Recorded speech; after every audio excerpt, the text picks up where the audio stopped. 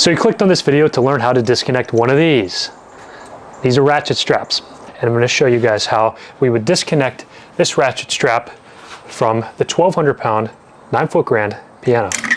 Same thing, we've opened it up now. Once I've got to a certain point, we're just going to push. You'll feel it once it's at that point where it can't open anymore before it needs a push. You push, you hear the pop, and you release. That's it. It's very, very easy, guys. Now again, to release the ratchet strap, all we're going to do is pull back on this lever, open it up.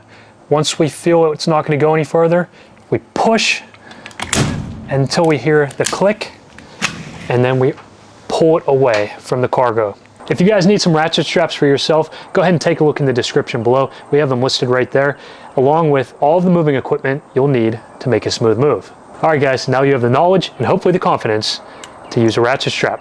If you guys learned something, if this helped you with your issues with ratchet straps, if it helped you learn something about cargo securement, please hit that like button for me.